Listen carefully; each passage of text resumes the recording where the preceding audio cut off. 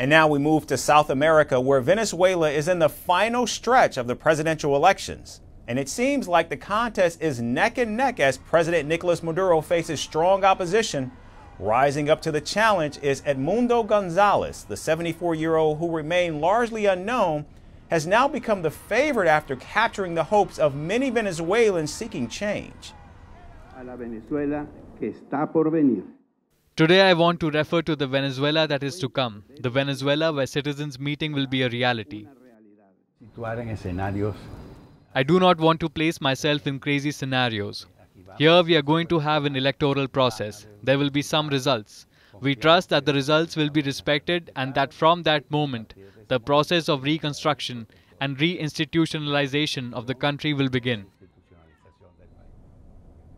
Gonzalez's message of reconciliation has struck a chord in a deeply divided nation, and in a stark contrast to President Maduro's rhetoric, which has included threats of a bloodbath if the opposition wins, Gonzalez has consistently called for unity and a peaceful transition. However, his claim to fame was not destined. Being referred to as a placeholder, Gonzalez's ascension is closely tied to María Corina Machado. Machado is a prominent opposition leader who secured an overwhelming 93% of the votes in an opposition-announced primary in October of last year.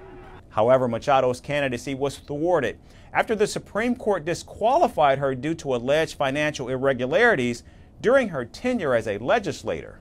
In response, Machado picked Gonzalez as the opposition candidate just in time to meet the ballot deadline. And rather than thrusting Gonzalez into the limelight, the Democratic Unity Roundtable Party adopted a cautious strategy. They kept Gonzalez in the background while the more popular Machado actively campaigned. And with no time, she rallied support for Gonzalez. It is the hope of not leaving our country and of being able to build together a country with a future so that those who left can return. I believe that this is the fundamental driving force. And not only that, but also the faith and hope we have in our candidate Edmundo Gonzalez, who today represents that massification of unity, not only of the citizens, but also of the youth. These people are not afraid, and look at what is happening. Despite all the roadblocks they put on us, look at the thousands of people here. You can't cover the sun with a finger.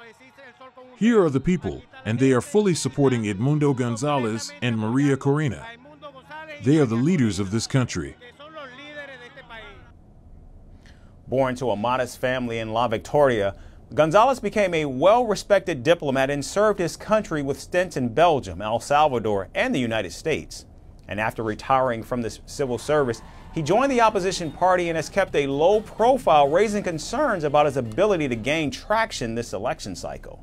Now, during the final stretch of the campaigning, Machado took the opportunity to express that if Maduro stays in power, Venezuela could face the biggest migration wave in the country's history. That this conflict is an issue that goes beyond our borders. Because if Maduro by force, which is the only thing he has left, stays in power, that would mean the biggest migration wave in history.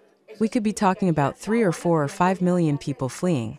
What does that mean for Colombia, for Brazil, for Central America, for the United States?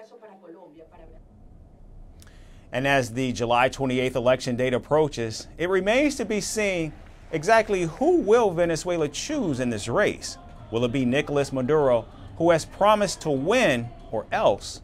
Or will it be a smooth transfer of power to Edmundo Gonzalez?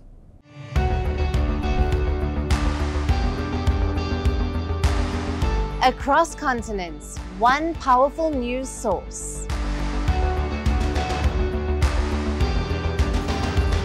Bringing you diverse perspectives on the issues that matter.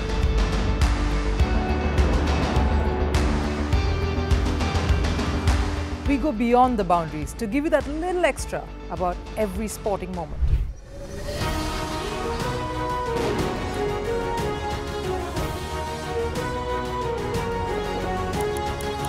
So thank you for making Firstpost 5 million strong. We're counting on your support, and you can trust us to bring you the news unfiltered and unvarnished.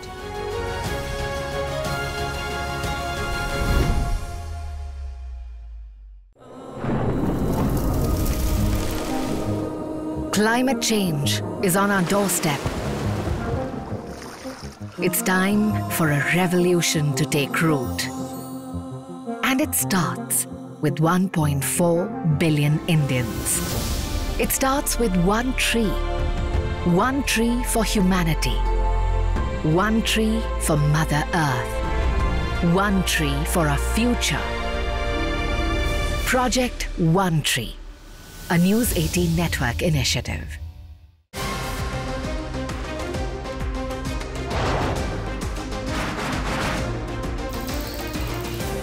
On the show today, the T20 World Cup run by defense moved across to the West Indies. What can you expect from this?